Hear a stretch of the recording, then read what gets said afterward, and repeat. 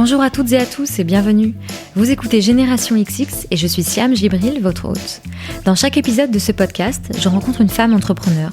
On parle de son parcours, de sa personnalité et j'espère que cela vous donnera envie d'en savoir plus sur ce qu'elle a fait, mais aussi vous inspirera à mener à bien vos projets et à croire en vos idées. À l'occasion de la sortie de son huile en sérum Immortelle Reset, la marque L'Occitane en Provence a décidé de mettre à l'honneur des femmes qui, peut-être comme vous, ont une vie hyperactive. Parmi elles, il y a Juliette Mallet, fondatrice de Coucou Suzette, Pauline Léniaud, cofondatrice de Gemio, et Carole Tolila, journaliste et animatrice télé. 3 femmes que vous aurez le plaisir d'écouter dans Génération XX. Si vous souhaitez tester l'huile en sérum Immortelle Reset, sachez que des miniatures, 5 ml, l'équivalent d'une cure de 7 nuits, vous sont réservées. Il vous suffit de donner le code Génération XX, en majuscule, tout attaché, lorsque vous faites un achat en ligne sur l'occitane.fr ou dans l'une des boutiques L'Occitane participantes. Pour en savoir plus, rendez-vous sur fr.l'occitane.com/Génération XX. Je vous ai mis le lien en barre d'infos et sur le compte Instagram de Génération XX.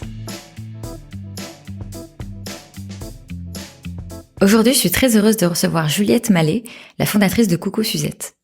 En quelques années, Juliette a su transformer un truc lancé un peu par hasard en une marque d'accessoires, pins, bijoux, chaussettes, etc., vendue dans le monde entier et suivie par plus de 100 000 abonnés sur Instagram.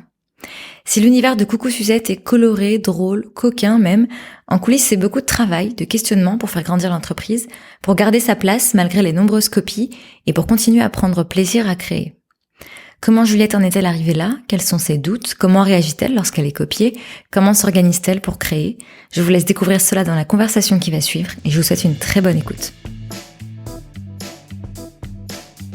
Bonjour Juliette. Bonjour Siam. Merci beaucoup d'être mon invitée. Je suis ravie que tu m'accueilles dans ton bureau. Avec plaisir. Toutes tes petites inspirations collées un peu partout, c'est très chouette. Tu rentres tout juste du Japon, je crois. C'est ça. C'était comment? Il y a 2 jours, donc je suis encore un peu tête à l'ouest. C'était super, c'était 2 semaines où je suis partie avec ma cousine. En fait, c'était pour mes 30 ans. Je m'étais dit qu'est-ce que je veux le plus faire pour mes 30 ans. Trop bien. Bah, joyeux anniversaire, c'était quand? Non, en fait, oui, on a mis un peu longtemps à se décider à partir, c'était en novembre. Okay. Mais bon, le temps d'économiser et tout ça. Ouais. Et puis ensuite, en fait, je me suis dit, j'ai trop envie de retourner au Japon où j'ai vécu il y a quelques années. Avec elle parce que c'est ma petite chouchou et surtout chercher aussi beaucoup d'inspiration pour une collection qui va être celle de printemps-été. Et c'était la première fois que tu y retournais depuis que tu Non, c'était la 4e fois. D'accord, ok. Ouais. Tu vas où quand tu y vas? Qu'est-ce que t'aimes faire là-bas? Franchement, limite, on peut partir sans avoir un programme. Il suffit de se poser dans la rue, c'est déjà fascinant, franchement. Déjà, tout est différent. Je trouve que ça soit la lumière ou surtout le comportement des gens. C'est vrai que c'est la mode là-bas dans les rues, c'est trop rigolo. Et puis, on peut voir, je sais pas, des tours qui clignotent fluo de toutes les couleurs. Et à côté, une petite mamie habillée en truc traditionnel avec des tongs bizarres. Enfin, je trouvais ça super, ce côté contraste un peu passé-futur qui se mélange. Et puis, j'ai beaucoup d'amis aussi là-bas, vu que j'ai été en cours pendant 6 mois. Trop à Tokyo. Bien. Ouais. Et donc, quand tu voyages, tu prépares pas tant que ça, t'y vas et tu t'immerges un peu dans la... Oui, là, j'avais fait un peu en amont des recherches. Je voulais faire un peu des photos dans des lieux colorés, kitsch et tout ça. Et surtout, c'est marrant parce que maintenant, je fais un truc, au début, j'osais pas le faire. Mais maintenant, à chaque fois que je voyage, je contacte des gens que je suis sur Instagram, dont j'aime le boulot. Et en fait, je me dis, au lieu de garder une relation virtuelle où on se double-clique des photos, pourquoi pas aller les rencontrer en vrai? Et en fait, là, j'ai rencontré plein de créatrices japonaises super. C'était génial de voir comment elles travaillent et tout. Et non, ça, c'était super cool, vraiment, ouais. J'ai lu que, à propos de ton premier voyage au Japon, tu disais que ce voyage a confirmé ton goût pour le kitsch. Ouais. Alors, comment expliquer ça? Je sais pas trop. C'est vrai que j'ai toujours, depuis que, même quand j'étais petite, je collectionnais les paillettes, les petits objets bizarres, les porte-clés, tous les trucs limite mauvais goût, pour être honnête. Et en fait, c'est vrai que le Japon, ils sont vraiment ultra forts en tout ce qui est gadget dont on n'a pas besoin pour survivre, entre guillemets. Ouais, complètement. Et j'adore ça, en fait. Je trouve que ça permet de faire des trucs super marrants. Donc ouais, je les trouve super forts, super inspirants. Et puis moi, c'est vrai que de plus en plus, j'essaie de diriger ma boutique comme un espèce de souvenir shop, mais un peu moderne, où je reprends la boule à neige, ça sera pour cet hiver, mais tous les produits les plus kitsch, et puis je essaie de les moderniser un peu. Et donc quand tu dis que t'as toujours été comme ça, c'est genre enfant, tu faisais... Ouais, en fait, c'est trop drôle parce que c'est ce que je me disais. Je fais exactement pareil que quand j'étais petite. Ouais. J'étais dans ma chambre en train de bidouiller des petits trucs, je sais pas, je griffonnais, je faisais des bijoux, des machins, et ensuite j'allais les vendre dans mon quartier. Et en fait, je fais pareil aujourd'hui, quoi. C'est juste tout à fait moi. T'as grandi à Paris? Non, pas du tout. En fait, je suis née à Paris, mais on est resté une semaine parce que ma mère n'en pouvait plus que j'aille le nez dans les pots d'échappement. Du coup, elle était non, on va l'emmener au vert et tout. Et du coup, j'ai vécu dans le 78. Pour le coup, vraiment limite nature, quoi. Enfin, j'ai passé ma vie à vélo dehors et je suis revenue à Paris à mes 18 ans. Donc pour rentrer aux Arts Déco. D'abord j'ai fait une prépa aux Ateliers de Sèvres. D'accord. Donc c'était pour cette prépa là que je suis revenue. Ouais. J'ai commencé à vivre en coloc et tout, c'était vraiment la nouvelle vie, super excitant et tout. Et ensuite il y a eu les Arts Déco, ouais. Et ça, ce projet des Arts Déco, tu l'avais depuis longtemps ou comment t'as fait ce choix? Alors en fait non, ça a été une route un peu parsemée d'obstacles, j'ai envie de dire, parce que déjà au départ j'ai raté une première fois mon bac. J'étais censée être une fille balèze en philo, il se trouve que le jour du bac, j'ai foiré comme jamais. Ouais. Et ça m'a baissé toute ma moyenne et j'ai raté mon bac à genre, je rigole pas, 9,99, un truc de malade, genre vraiment le truc surfrustrant. Rageant, ouais. C'est ça. Et cet été-là, en fait, j'ai eu un accident de scooter assez grave. Non, ce que j'oublie de dire, c'est que bref, j'étais partie pour faire des études de journalisme parce que j'aimais beaucoup écrire. Et en fait, donc, j'ai loupé mon bac, j'ai eu un accident. C'était une jolie année. Et donc j'étais en fauteuil roulant, je me suis retrouvée à changer de lycée et j'étais la petite nouvelle qui déboule en fauteuil roulant. Mais t'es resté combien de temps en fauteuil roulant? 6 mois, je pense, un truc comme ça. En fait, ce qui s'est passé, c'est que j'avais le côté droit cassé, mais c'était pas très grave en soi. C'est juste que comme j'avais pas le bras libre, je pouvais pas être en béquille. D'accord. Du coup, voilà. Ok. Je me suis retrouvée donc dans ce lycée-là, et là, je suis tombée sur une prof d'art plastique absolument passionnante, qui m'a vraiment fait me dire c'est ce que je veux faire, parce que en fait, toute ma famille est artiste. Mes parents ont fait les arts appliqués tous les deux. Mon père est dans la musique, ma mère était styliste pour enfants et aussi peintre, et mon frère, lui, fait de la sculpture, peinture et des effets spéciaux pour le cinéma. Enfin, il fait des masques genre Avatar et tout. D'accord. Et j'étais non, c'est hors de question que je rentre dans mon moule. Classique. Voilà, c'est ça. Et en fait, jusqu'à que je rencontre cette prof qui était absolument super et qui m'a fait me rendre compte que c'était, en fait, oui, ma place, quoi. Donc voilà. Et donc quand tu entres aux Arts Déco, qu'est-ce que tu as en tête? Qu'est-ce que tu as envie de faire? Je crois que tu étais dans la section images imprimées, c'est ça? C'est quoi exactement d'ailleurs? J'ai mis 5 ans à comprendre ce que c'était. En fait, image imprimée, ça veut dire en gros illustration, mais destinée à être dupliquée. D'accord. C'est pour l'impression, livre d'artiste, illustration pour livre d'enfant, un truc comme ça. Et en fait, moi, je suis arrivée aux Arts Déco. On a fait la première année où on touchait à tout. C'était trop bien. On faisait de la sérigraphie, de la gravure, de la mosaïque, de la résine, du bois, enfin des trucs de malade, avec des profs en plus géniaux. Et à la fin de la première année, ils nous disent vous avez goûté à tout, qu'est-ce que vous voulez faire? Et moi j'étais oh là là, j'ai envie de faire de l'illustration, mais je suis ultra attirée par le design objet, je suis vraiment le cul entre deux chaises. Et du coup j'ai fini donc en illustration, un peu frustrée, j'ai quand même essayé de caler un peu de sculpture ou trucs comme ça, voilà. Et mais c'est marrant parce que je me dis que finalement avec ma marque j'ai réussi à trouver un truc pile entre les deux, quoi. Je transforme un peu mes illustrations en objets, quoi. Donc c'est cool. Ouais, complètement, même pas qu'un peu en fait. Ouais. Et donc qu'est-ce que ça t'a fait du coup de finalement aller dans ce milieu artistique, puisque tu me disais qu'au début tu te disais non, je veux pas faire comme mes parents, pas comme mon frère, tu l'as accepté complètement après? Ah complètement, d'autant que c'était absolument génial, j'allais en cours en courant, enfin c'était super. Ouais. Je me suis fait des amis qui me correspondaient à fond. Donc en fait ta prof d'art plastique, elle a réveillé un truc en toi qui était déjà, c'est un truc de malade. Oui, d'ailleurs merci à elle, quoi, enfin, vraiment. Oui, non, c'est sûr, ouais. Mais je pense que de toute façon, même si j'avais fait autre chose, j'aurais pété un plomb et j'aurais fini par retourner vers moi-même. Et donc pourtant, à la sortie des Arts Déco, tu bosses dans la musique. Oui, exact. Et on en discutait un tout petit peu avant. Tu me disais qu'en fait, t'as un peu paniqué à la sortie de l'école. Complètement. Qu'est-ce qui s'est passé? Tu savais pas quoi faire? Tu savais pas où postuler? Qu'est-ce qui s'est passé en fait? Alors en fait, autant j'ai envie de faire l'éloge des Arts Déco, autant il y a quand même un point qui est un peu... Voilà, c'est que en fait, on n'est absolument pas préparé à la sortie. C'est-à-dire qu'on passe 5 ans dans une école géniale avec une ambiance de malade. Tout ce qu'on fait, c'est bien. Les profs sont vraiment hyper encourageants et tout ça. Jusqu'au jour où on sort et en fait, on ne sait absolument pas comment vendre notre travail, combien, où, franchement, on est jeté dans le vide d'un coup, on n'a plus de parents, quoi. Et ça a été un peu le flip pour moi parce que j'ai quand même vraiment besoin d'une sécurité et d'une régularité et tout ça dans mon quotidien. Et du coup, c'est vrai que je me suis retrouvée à me dire, moi, le truc de j'ai rien à faire de ma journée, je me balade là ou là parce que de toute façon, on s'en fout, je peux pas. Donc, en fait, j'ai demandé à mon père qui avait une boîte de musique d'illustration si je pouvais venir travailler chez lui 2 mois l'été pour ensuite partir au Japon en vacances pour gagner un peu d'argent. Et résultat, je suis pas partie au Japon et je suis restée 5 ans, quoi. C'était super, hein, mais c'était juste pas tout à fait moi. Et pendant ces 5 ans, est-ce que tu repenses à ta formation initiale? Enfin, parce que je comprends que tu vas laisser emporter, mais t'avais quand même fait des études d'art, donc comment tu gérais ça? Franchement, j'avais pas trop confiance en moi. Donc, je me souviens que ce qui s'est passé, c'est qu'au départ, je m'ennuyais un petit peu quand même au travail. Donc, j'avais besoin à tout prix de retrouver quelque chose de plus manuel et créatif. Et donc, j'ai commencé à faire des bijoux chez moi le week-end. J'allais dans le Marais acheter des perles et puis j'enfilais des perles chez moi le soir. Et je trouvais ça trop cool. Ouais, clairement, là, oui. Et en fait, ce qui s'est passé, c'est que j'ai ouvert une boutique Etsy. Ouais. Pour vendre mes créations et donc j'en vendais un peu. Ça donc pour ceux qui connaissent pas, c'est Etsy, c'est un site qui permet à n'importe qui d'ouvrir un site en ligne, une boutique en ligne, voilà, où tu peux vendre tes créations. Et franchement, c'est génial. Moi, je conseille à tout le monde qui a un projet qui est encore bébé d'aller là-dessus parce que moi, ça a été un super coup de pouce. En fait, ce qui est génial, c'est que déjà, c'est une plateforme de jeunes créateurs, donc il y a quand même, entre guillemets, de tous les niveaux. On se dit pas, oh là là, mon truc, ça va être naze. On commence en bas, c'est pas grave, quoi.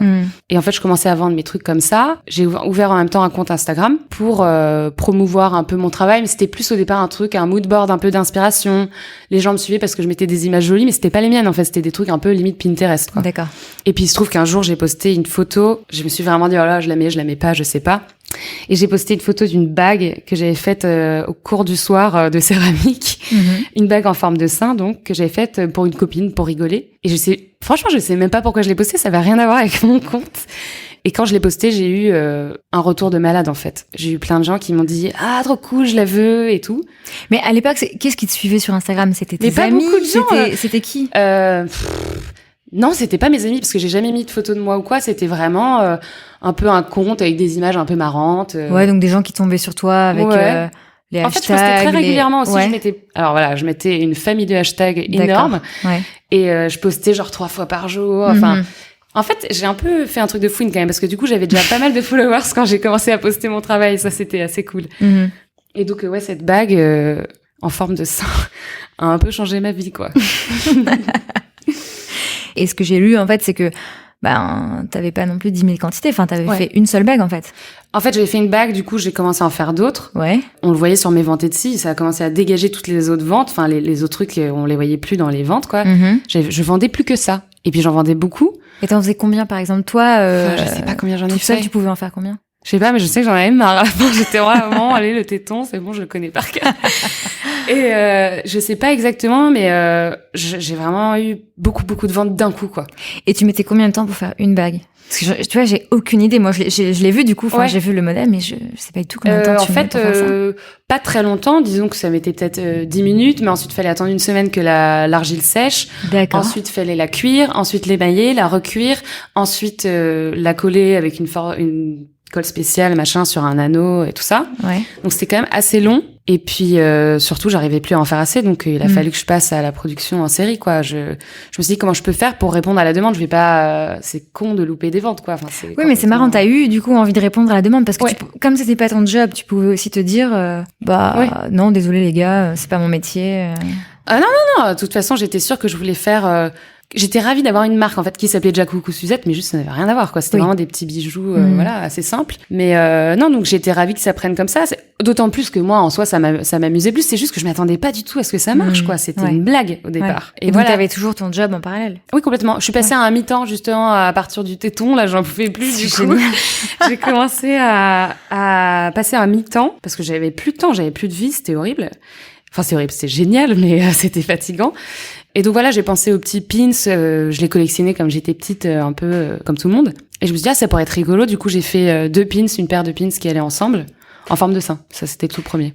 Et là, pareil, en fait, j'en ai vendu tellement que je me suis dit, pourquoi pas développer d'autres produits dans ce sens-là, quoi, des produits un peu marrants autour du corps de la femme. Et donc au début, ça a été beaucoup de bouche à oreille, de gens qui t'ont découvert sur Instagram. Est-ce que toi aussi, t'as fait un peu le travail, je sais pas, d'en parler à la presse, Non, pas du tout. Franchement, c'est vraiment Instagram. Moi, pour le coup, j'ai eu très vite une grosse visibilité. J'ai aussi été repostée par le site BuzzFeed, qui est un gros truc. Et du coup, je sais plus, ils ont dû poster ma bague, justement. Et ça m'a ramené énormément de gens sur Instagram. Et puis, ce qu'il y a aussi, c'est que Etsy, franchement, c'est super bien fait. C'est un moteur de recherche. On tape des mots-clés, on tombe dessus. Moi, comme j'étais pas mal vendue, je tombais hyper vite en haut, quoi. Ok. Et donc, ça m'a beaucoup aidé. Mais ouais, c'est quand même beaucoup Instagram aussi. Et donc, à partir de quel moment ça a commencé à devenir tellement gros que t'en as quitté ton job? Bah, à partir du moment où, au boulot, j'avoue, j'avais du mal à faire, enfin, j'étais plus du tout dedans, j'étais plus efficace, je le sentais. Et puis surtout, j'étais plus heureuse, je marchais le dos courbé, j'avais plus envie d'aller au travail. Et surtout, j'étais tellement attirée comme un aimant par l'autre côté de ma vie que je me suis dit, bon, il y a un moment, c'est incohérent, ok, c'est flippant. J'avais quand même un CDI, assez bien payé et tout, je me suis dit, bon, en même temps, j'avoue que je suis pas partie dans le vide non plus, hein. J'avais quand même pas mal économisé avec mes ventes, déjà, avant de partir. Je suis pas partie dans le vide, mais j'avoue que j'ai tellement flippé en partant. Je me disais, mais t'es folle, quoi. Tes amis galèrent à trouver un boulot, et toi, tu le lâches comme ça pour aller faire des pins. Allô? Donc, ouais, non, j'avoue que c'était un peu flippant. Justement, comme tu le disais au tout début, t'étais pas préparée, enfin, à l'école, on t'a pas spécialement préparé à trouver un job, donc pas du tout préparé à monter une entreprise. Et quand tu t'y es mise à temps plein, là, il y avait un côté un peu plus sérieux aussi. Concret. C'était plus un truc que tu faisais à côté, un peu comme ça. Complètement. Et comment ça s'est fait la transition, ouais? En fait, c'est vrai que j'ai quand même attendu que ça marche pas mal avant de me lancer vraiment. Ça veut dire quoi, ça marche pas mal pour toi? Bah, en fait, de gagner pas mal d'argent, quoi. Je vendais vraiment énormément de pins, un truc de malade. Il se trouve que quand même ça a été la mode des pins, truc de malade il y a un an ou je sais pas quoi. Enfin, honnêtement, ça c'est un peu un hasard, quoi. J'ai eu l'idée au moment où c'est revenu de malade, même les écussons et tout ça. Du coup, j'en ai vendu énormément. J'ai eu genre Bess Ditto ou je sais plus comment elle s'appelle, Chiara Ferragni, enfin des stars et tout qui portaient mon pins avec le burger parce que j'étais vendue chez Colette. Donc du coup, j'avais accès à des gens connus et tout ça, enfin qui portaient mes trucs. Donc comment t'étais vendue chez Colette? Mais parce en que fait, tu dis ça. Oui, non, c'est vrai. Tranquille. Non, mais c'est pas venu tout de suite, hein, mais en fait, c'est vrai que j'ai eu vachement d'articles de presse et tout ça, mais je le savais même pas. C'était les gens sur Instagram. Oui, c'est pas toi qui l'as provoqué, voilà. C'est les gens qui te repèrent. Moi, c'est pas du tout. C'est un métier que d'aller chercher tout ça. Complètement. Non, je crois que en fait, pour être honnête, je crois que c'est le fait de faire des choses sexy qui a fait le côté un peu polémique, un peu buzz, un peu rigolo et tout ça, qui a fait que pas mal de gens ont reposté ou des blogueuses un peu connues en ont acheté et tout ça. Et du coup, c'était vraiment le bouche à oreille, quoi. Mais je me souviens que l'année avant de quitter mon boulot, j'ai refusé. Mais franchement, je crois que je rigole pas, 150 boutiques, un truc comme ça. J'étais, désolée, mais je suis toute seule, je passe ma vie à coller des timbres, je peux pas accepter les revendeurs pour le moment, j'en suis absolument pas capable. Et donc, Colette, c'est arrivé parce on t'a repéré? Oui, j'ai reçu un mail un jour, j'étais à Colette, enfin, j'étais trop contente. Et, oui, non, ils m'ont contacté comme ça, au bout d'un certain temps, hein, c'était pas au tout début, mais, ouais. Et donc, je te disais, oui, comment t'as fait la transition, donc, entre un truc qui marche et que tu maîtrises pas trop à, t'es à 100% dessus, c'est une entreprise et il faut construire ça. Ah, franchement, ça a été le bordel très longtemps. En termes de comptabilité, j'étais vraiment une bille, moi. Donc, déjà, j'étais conseillée. Mon père était content que ça marche et tout ça. Il m'a pas mal aiguillée. Il m'a, j'allais dire, prêté son comptable. Disons que son comptable m'a aidé un peu gratuitement et tout. Donc, c'était super. Et le truc, c'est que ça me passionnait tellement qu'en fait, je me suis, un peu la fonction Fayregarde, je me suis développé des sens que je ne pensais même pas avoir. Du coup, je me suis mise à me trouver un esprit un peu marketing, un truc, tout à coup, je savais compter. Enfin, je sais pas, des trucs que jusqu'ici, je savais pas faire. J'étais tellement motivée, en fait, que je me sentais un peu de soulever des montagnes, entre guillemets, quoi. Enfin, mais c'est vrai que j'ai été toute seule pendant longtemps, quand même, à faire les choses un peu au feeling, quoi. Parce que c'était en quelle année, du coup, que tu t'es lancée à temps plein? 1 an et demi maintenant, ouais. Mais ça fait, parce que j'avais noté que c'était en 2013 que t'as commencé le Coucou Suzette. Ok, donc du coup 3 ans. Ouais, j'ai mis longtemps, ouais. Mais en même temps, du coup, ça m'a permis d'avoir un peu une trésorerie et tout ça. Complètement. Et voilà, parce que je partais vraiment de zéro au départ, donc.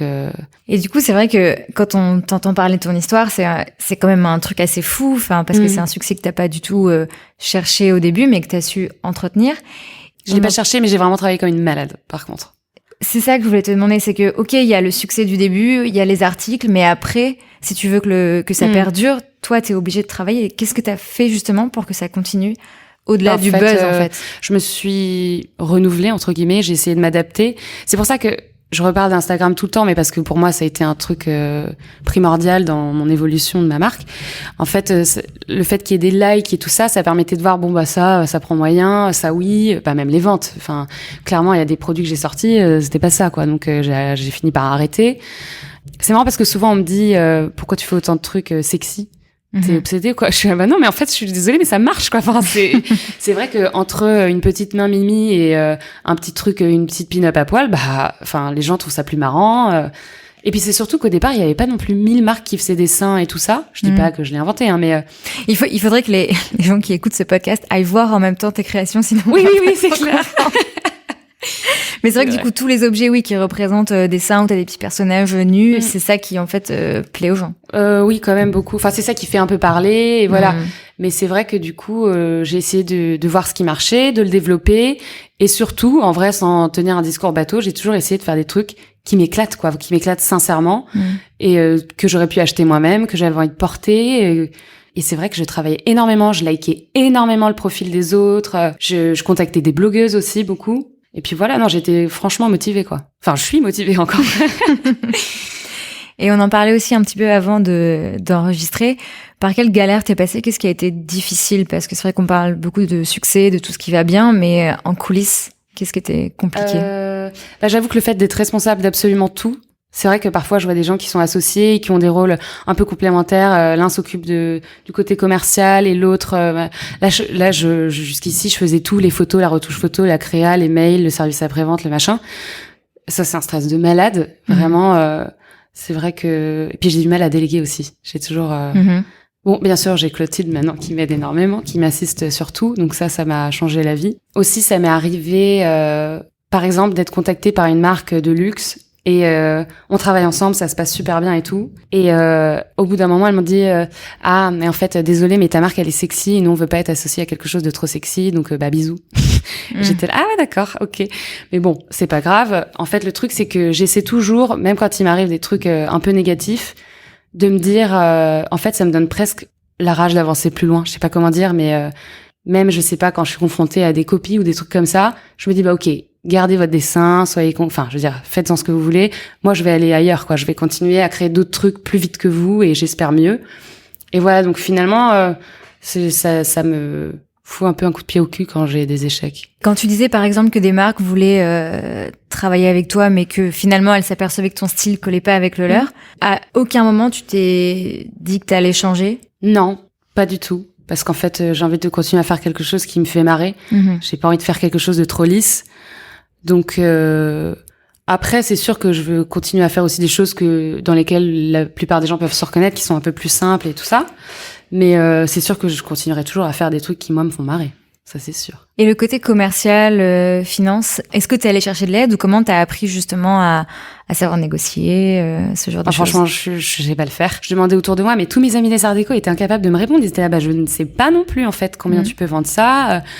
Et là, c'est très récent. Ça fait 2 mois que j'ai engagé une consultante qui ponctuellement travaille avec moi. Il me dit, bah ça non, les frais d'envoi ils sont pas assez chers, ils sont trop chers. Et on parle de trucs très concrets. Et là, ça m'aide de malade parce que jusqu'ici, en fait, j'ai toujours fonctionné au feeling. Mais du coup, c'est quand même quelque chose de très approximatif. Ça m'est arrivé sûrement de perdre énormément d'argent et je suis même pas au courant que c'était le mauvais truc à faire, quoi. Et est-ce qu'il y a des conseils qu'on t'a donnés justement sur ces sujets-là que tu pourrais partager? On m'a toujours dit de garder la main un peu sur la compta, d'essayer de comprendre un minimum.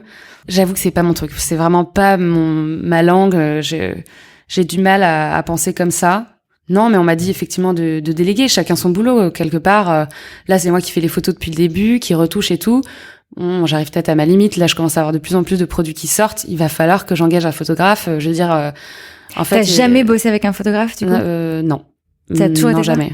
Ah ouais, c'est dingue. Parce que son compte, il est nickel, parfait, tout est hyper harmonieux. J'ai appris au fil du temps, merci en tout cas. Non, mais c'est vrai, donc on voit qu'il y a un énorme travail derrière, en fait. Je savais me servir un peu de Photoshop parce que j'avais appris un peu toute seule et un peu aux arts déco. Mais c'est aussi que j'adore ça, en fait. Donc ça me plaît, donc j'essaie de le faire au mieux, quoi. Est-ce que tu te projettes? Comment tu décides de là où va aller ta marque?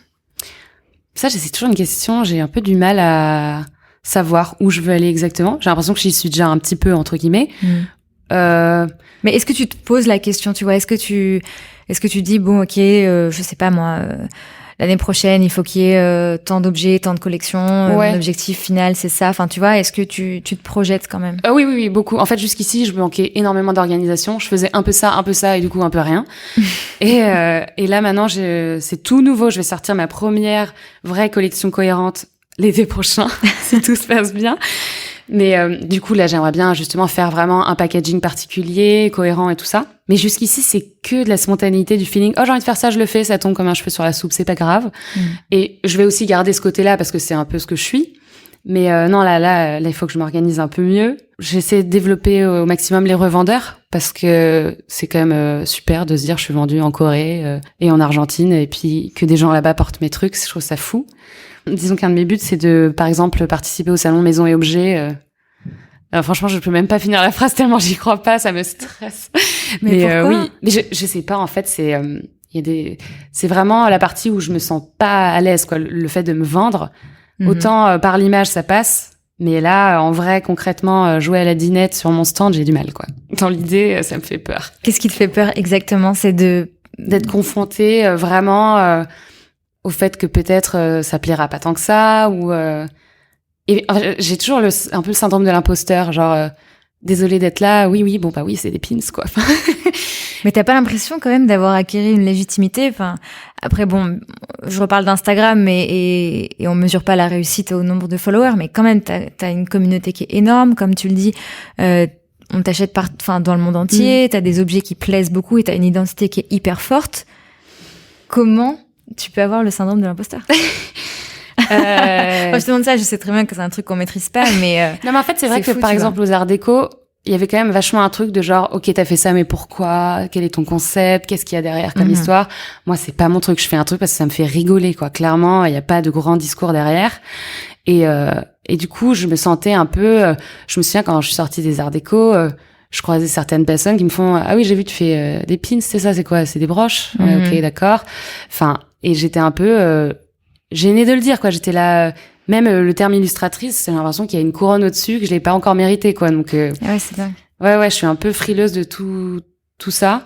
Donc c'est plus peut-être par rapport à la reconnaissance de tes pairs, entre guillemets. Enfin, c'est par rapport au milieu d'où tu viens. Oui, un petit peu. Disons que c'est pas très prise de tête ce que je fais, quoi. C'est pas très intello mais moi c'est comme ça que ça me plaît, c'est comme ça que ça me parle. Mais je suis pas en train de changer le monde, je veux dire, quoi. J'ai pas un discours de malade derrière, mais en tout cas, je rigole. Et ça te travaille un peu? Beaucoup? Moins maintenant. J'avoue que maintenant, en fait, je vois bien qu'à la longue, c'est quand même cool ce qui se passe, quoi. Enfin, ce que j'ai fait, j'ai même un peu de mal à le dire, mais ce que j'ai fait au départ quand même toute seule. Et non, je commence à être fière, mais c'est vrai que je suis un peu encore réticente à l'idée d'être fière. Est-ce que tu pourrais dire quand est-ce que tu seras fière? Je pense quand je permettrai à plusieurs personnes de vivre, entre guillemets, quand j'aurai une équipe derrière moi qui vit de ce qu'on fait ensemble, là, je pense que je serai fière. Parce que ça dépasse mon petit cas, quoi. Donc, le côté entreprise, finalement, c'est ça qui donne aussi qui va t'apporter aussi de la légitimité, en fait. Ouais, je pense. En plus, je suis loin d'être une solitaire, donc plus on sera, mieux ce sera. Donc, ouais, c'est un peu ça mon but, c'est de m'entourer de gens que j'aime vraiment, enfin, de gens gentils, et voilà. C'est un beau projet. Ouais, je sais pas. T'en as parlé, il y a pas mal de marques qui t'ont copié. Et en fait, avant qu'on enregistre, j'ai demandé aux personnes qui suivent le podcast sur Instagram si elles avaient des questions pour toi. Et donc, la question qui est souvent revenue, c'est justement comment tu gères quand tu vois que t'es copié. Et alors, c'est assez drôle parce qu'il y a des gens qui m'ont demandé de te demander, est-ce que tu te sens un peu flattée aussi? C'est marrant. C'est drôle, tu vois. Et donc voilà, donc comment tu réagis? Est-ce que ça va au tribunal ou est-ce que tu laisses tomber? Alors en fait, au départ, quand je tombe dessus, j'ai envie de péter mon portable. Vraiment, je me souviens qu'au début, franchement, ça me donnait envie de chialer. Il y avait certains projets, j'avais tellement mis tout ce que je suis dedans que j'étais vraiment dégoûtée. En plus, parfois de marques que j'aimais vraiment, quoi, avec qui j'aurais aimé travailler. Et je me dis, bon, ok, au lieu de nous filer du travail, ils nous le volent. C'est quand même chelou sur le principe. Enfin, c'est pas très joli. Et donc au début, ça me dégoûtait vraiment, ça me démoralisait et tout. Jusqu'au jour où, en fait, j'ai compris qu'effectivement, c'était plutôt quelque chose qu'on pouvait aussi voir, genre le verre est plein. Et en fait, c'est vrai que ça veut dire que ce que j'ai fait, c'est bien, parce qu'ils se font de l'argent avec, donc ça veut dire que ça marche. Et puis en fait, il y a eu aussi toute une énorme vague parce qu'en fait, il y a une grande enseigne qui a volé 37 designs à des fabricants de pins. On n'est pas fabricants de pins, mais des illustrateurs qui faisaient des pins, on va dire. Et du coup, on s'est tous réunis. Je crois que j'étais la seule française. En même temps, on n'est pas 12 à faire des pins en France. Ah, c'est dingue. Donc 37 créateurs dans le monde entier. Surtout aux États-Unis, mais dans le monde entier, ouais. Ah oui, tous les gens qui faisaient des pins, c'est pas passé inaperçu, quoi. Ah oui, non, et puis alors le truc a été relayé par la presse de partout, MTV et machin. Et du coup là, en fait, il y a eu un énorme mouvement de la part des gens qui sont venus nous soutenir en disant ah bah écoute, j'ai pas beaucoup d'argent, mais je t'achète un petit pins parce que je suis contente de te soutenir et tout, des trucs genre trop mignons qui se sont passés. Franchement, ça a été un énorme coup de pub, vraiment. Donc ça c'est cool, d'autant que moi pour ma part, j'avais avec une autre marque un modèle qui avait été copié, je l'avais eu bien à travers de la gorge. J'avais contacté un avocat et en fait on a commencé une avocate d'ailleurs, une procédure et en fait il se trouve que la marque a continué à copier, c'est-à-dire que pendant qu'on était déjà en train de les attaquer mais ils le savaient pas, ils en ont sorti 1, puis 2, puis 3, puis 7. Donc j'étais là, ah mais merci. Et ça a duré 2 ans, ça m'a coûté un rein, littéralement. Tu m'étonnes. Mais je viens de gagner. Donc là je l'ai appris genre en juin. Moi j'ai pas encore touché les sous donc je m'emballe pas mais en tout cas on a reconnu qu'effectivement c'était des copies. Le côté série aussi ça pardonne pas, le fait qu'il y en ait 7 et pas 1, ça sonne plus trop hasard quoi. Clairement. Donc voilà, en tout cas. Donc t'as pas abandonné pendant les 2 ans parce que c'est toujours l'arbitrage que t'as à faire. Tu dis est-ce que j'engage de l'argent et je sais pas forcément si ça va c'est pas un peu aboutir. d'argent quoi, c'est oui, c'est ça. Ouais. En fait, j'avoue que c'est un peu par naïveté que j'ai commencé le truc. J'étais ils sont pas gentils de faire un procès. Et finalement, jamais j'aurais imaginé que ça me coûterait autant d'argent. Je l'aurais pas fait. Sinon, vraiment, je l'aurais pas fait. Bon, maintenant que je sais que j'ai gagné, oui. Mais bon. Mais en fait, c'était un peu le truc du début de non, je me bats, et tout. Et finalement, j'ai bien fait parce que ça a apporté ses fruits. Et puis c'était une trop grosse marque pour que je me laisse faire. Autant quand c'est des petits trucs, qui vendent 3 pins, ça m'en fout un peu. Mais là, bon. Ouais. Et on m'a demandé aussi comment est-ce que tu construisais ton image de marque parce que justement quand je regardais ton Instagram, ton site internet, il y a une cohérence, tu vois, au niveau des couleurs, au niveau des dessins, et ça comment tu le construis au fur et à mesure?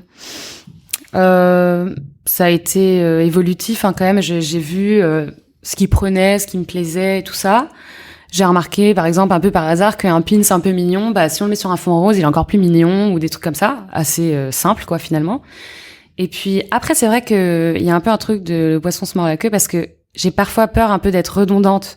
On a compris que je mettais des fonds colorés. Et du coup, c'est vrai que c'est difficile parfois de se renouveler tout en gardant un peu sa marque de fabrique, quoi. Mais en fait, le truc, c'est que je fais des choses que j'aime et du coup, je sors pas je sais pas comment dire, mais ça me ressemble toujours un peu, donc c'est cohérent, quoi. Comment tu fais pour créer une nouvelle collection là? Comme tu disais, t'as ta première collection cohérente qui va sortir l'année prochaine, donc comment tu t'y es prise pour y réfléchir? Déjà, c'est ma consultante qui m'a mis un petit coup de pied aux fesses en me disant t'es mignonne, mais normalement les pros ils font comme ça. Donc je me suis dit c'est vrai que c'est cool. Surtout, ce qui est génial, c'est que je découvre qu'en fait c'est vraiment efficace de faire ça parce que là je me suis imposé par exemple une gamme colorée, j'ai jamais fait ça de ma vie. Là j'ai dit je veux mettre ces couleurs là et aucune autre. Ensuite je me suis dit il me faut au moins tant de pins, tant de vêtements, tant de bijoux, tant de boîtes, tant de machins. Avec ce thème là ce serait marrant de développer tel nouveau produit qui sera cohérent avec le thème et tout ça. Et du coup en fait c'est hyper productif pour moi. J'ai l'impression que j'ai un prof qui me donne un exercice, quoi. C'est vraiment une ligne de conduite qui aiguille vachement, quoi. J'ai l'impression d'être 100 fois plus efficace que d'habitude. Du coup, c'est une trop bonne idée que tu sois allée chercher une consultante. Ah ouais, j'ai mis longtemps à me décider, hein. Franchement, c'est quelqu'un qui te l'a conseillé? Comment tu y as pensé? Non, en fait, j'étais arrivée à ma limite. Concrètement, j'étais complètement dépassée par tout. Et puis, les revendeurs et compagnie, je sais, c'est pas mon métier, en fait. Je suis pas du tout commerciale. J'ai un petit esprit marketing que j'ai développé un peu par... je suis moi-même étonnée, quoi. Mais non, j'étais un peu arrivée à ma limite, là. En fait, je sentais que je faisais stagner ma boîte. Vraiment, je freinais le truc. Donc, je me suis dit, il faut que je fasse appel à quelqu'un qui sait de quoi elle parle, quoi. Maintenant que tu as ce cadre, pour toi, c'est beaucoup plus facile de... C'est beaucoup plus fluide, puis je me sens un peu accompagnée. Elle explique super bien les choses. Donc, non, ça m'aide beaucoup. Et puis, moi aussi, je demande conseil à tout le monde. Hein. J'arrête pas d'appeler ma mère. Je suis vraiment tout le temps un peu en doute. Enfin, je dis ça et en même temps, je suis assez sûre de ce que je fais. Je sais, je veux que ce soit comme ça ou comme ça. Mais tout ce qui est autour pour la vente et tout ça, ouais, j'ai besoin d'être conseillée. quand on a la tête dans le guidon, c'est parfois aussi un peu dur de retrouver un esprit libre, créatif. Pour toi, c'est quelque chose que tu fais naturellement ou est-ce que, je sais pas, t'as des moments où vraiment Je galère. Ouais, où tu cherches un peu à être créatif, tu vois, comment ça se passe? Ah toi? oui, ça m'arrive d'avoir des phases où il y a un truc qui est marrant, c'est qu'il y a des jours où je dessine hyper mal. Genre, je suis là, bon, aujourd'hui, je dessine et tout, je suis là. Ah, mais horrible! Enfin, je perds mon temps, là. Donc, j'arrête. Et puis, je me dis, tant pis, quand j'y arrive pas. Mais, là, par exemple, la collection autour du Japon, ça va être quand même assez différent. Mhm. Donc, finalement, j'ai l'impression de reprendre à zéro, quoi. Enfin, il y a quelque part, tout est faisable, j'ai encore rien fait dans ce style. Enfin, pas tout à fait, mais bon. Voilà. Donc là, et puis surtout, c'est un sujet, pour le coup, que j'ai choisi toute seule. Donc ça m'inspire à fond. Ça fait 6 ans que je suis folle du Japon, donc j'ai eu le temps de cogiter sur ce qui me faisait marrer en particulier, ce que je voulais développer. Donc là, ça a été... franchement, la collection, je l'ai faite assez vite. Bon, elle est pas finie, hein. Je peaufine un peu chaque jour, mais... Non, sinon, là, par exemple, c'est vrai que c'est l'hiver. Et j'ai fait toute une collection qui sort là le mois prochain pour la rentrée, Noël et tout ça. Et au bout du compte, j'étais ah mais merde, j'ai complètement oublié de faire des chaussettes. Et les chaussettes, c'est le truc que je vends en hiver. Enfin, c'est genre le truc que je vends le plus. Et du coup, j'étais mince, qu'est-ce que je vais faire et tout. Puis au Japon, j'étais là dans l'avion à essayer de trouver des idées et tout. Et là, ça s'est débloqué. Mais ça a été un peu la galère parce que j'ai pensé le truc un peu à l'envers. D'habitude, j'ai envie de faire un truc et je le fais. Là, fallait un peu que je le fasse. Mais finalement, ça va, je suis contente de ce que j'ai trouvé comme idée. Comment tu fais le lien entre une inspiration et un objet qui devient concret? Tu veux dire le processus de travail? Ouais. Alors en fait, j'ai tout le temps des petits carnets avec moi. Mm-hmm. Et je griffonne dès que j'ai une idée. En plus, moi, je suis un peu obsessionnelle. Hein. Je suis un peu genre, j'y pense tout le temps, je me relève la nuit, je vais gratter un truc. Enfin, franchement, je suis chiante à vivre. et en fait, du coup, j'ai ce carnet, je note absolument tout. Et puis aussi, dans mon portable, j'ai des petites listes de notes et tout ça. Je fais des croquis. C'est marrant parce que je fais des croquis un peu pourris que je fais en 2 secondes. Et souvent, c'est ceux que je préfère. C'est ceux que je finis par scanner mes routes. Et à la fin, c'est ceux que je garde, quoi. Parce que je préfère le trait très spontané et voilà, où je prends pas la tête à me dire, oh là là, faut que je fasse mon trait comme ça ou quoi. Je trouve que c'est plus vif comme trait, enfin, plus expressif. Et du coup, donc, j'ai ce carnet-là. Ensuite, je me dis, bon, ce dessin-là, est-ce qu'il serait mieux en chaussettes ou en bijoux, machin? Comment je peux le décliner au mieux? Comment moi, j'aimerais le plus le porter? Ensuite, donc, parfois, je refais les dessins, parfois pas. Je les scanne. Franchement, je travaille un peu comme un cochon quand j'y pense. Genre, c'est des dessins, bon, parfois au crayon de papier, je dois en rendre un truc parfait à la fin, bon. Je scanne, parfois, je fais une photo avec mon portable à la place du scan, quoi. Donc, c'est pas non plus, voilà. Et ensuite, je retravaille sur Photoshop. Je colorise, quand c'est un motif, je le duplique, je fais une simulation sur des chaussettes, mais c'est une image Google que j'ai trouvée au départ, je change la couleur jusqu'à qu'elle me plaise, ensuite je mais le motif dessus, je l'adapte, est-ce que je le veux gros, pas gros, machin. Et ensuite j'échange vachement avec mes fabricants. Là, les chaussettes, par exemple, la phase que j'adore, c'est que j'ai un livre rempli de fils de chaussettes, de références de couleurs. Et ça, je suis toujours surexcitée, genre, qu'est-ce que je vais mettre avec ce rose et machin. Et donc ça, j'adore. Et voilà, on échange, il m'envoie des photos du prototype, on retravaille, je reçois le produit, je le teste et tout ça. Et ça m'est arrivé d'ailleurs de faire des trucs dont j'aimais pas le résultat, je les ai jamais sortis. Mais ouais, en gros, c'est ça le process. Pour aller vers la fin de notre conversation, j'ai plusieurs questions. Il y en a une un peu peut-être bizarre. C'est quoi le ratio stress-amusement dans ton quotidien? Moi, de toute façon, je suis quelqu'un de stressé de manière innée, donc le ratio est assez balèze. Mais c'est sûr que c'est plus de l'amusement.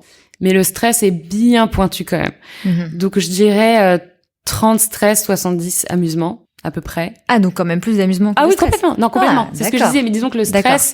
Quand il est là, quoi. Enfin, c'est les moments de remise en question ou de... C'est surtout, par exemple, les trucs des délais. Quand je peux pas, je sais pas, j'ai vendu un truc à une boutique et puis là, je sais pas, ça coince quelque part le colis ou je sais pas quoi. Là, c'est l'horreur. Enfin. Donc c'est du stress un peu concret, ponctuel et concret. Oui, voilà, oui, c'est ça. C'est concret. Sinon, en soi, je suis pas trop stressée. À chaque fois que j'ai un nouveau projet, je me dis pas que je peux pas le faire ou quoi. Je suis plutôt hyper motivée, hyper enthousiaste. Non. Ça va de ce côté-là. Non, ça c'est la partie qui me plaît, donc ça me stresse pas. Cool. Et après, j'ai préparé quelques questions un peu rapides. Oula. Okay. Du coup, tu peux répondre au tac au tac ou prendre ton temps. Okay. C'est détente. Ton livre de chevet. Tom Tom et Nana. Ah, je savais que t'allais répondre à ça. C'est pas la réponse la plus intello qui soit, mais c'est vrai. J'adore. Le meilleur conseil qu'on t'ait donné, qu'il soit pro, perso? Arrête de te prendre la tête 100 ans, fais les choses. Si tu rates, ça t'amènera ailleurs, c'est pas grave. Voilà, fais. La chanson pour bien commencer ta journée? Mon ami la rose. Ah non, non, parce que ça est un peu à se flinguer. Françoise Hardy, c'est sûr, mais tous les garçons et les filles. Pour ou contre les bonnes résolutions de rentrée? Oui. Bon, disons que je fais semblant d'en avoir. Mes résolutions, d'être un peu plus organisée pour être moins dispersée dans tous les sens.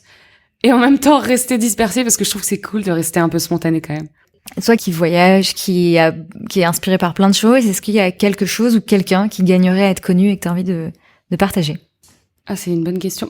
Oui, en fait, je viens de la rencontrer au Japon. Mm-hmm. C'est une femme japonaise donc qui s'appelle Takayo Kiyota et qui est déjà très drôle et qui est en fait une artiste. Elle crée des illustrations sous forme de maki. Donc je sais pas comment on peut comprendre ce que je viens de dire. J'ai vu les photos. Il faut aller sur ton Instagram et t'as mis des photos permanentes. Ouais. Ah oui, non, j'ai même mis une photo. Ouais. Oui, effectivement, en fait, elle fait des couches de riz coloré différents, goût curry, goût sésame, machin.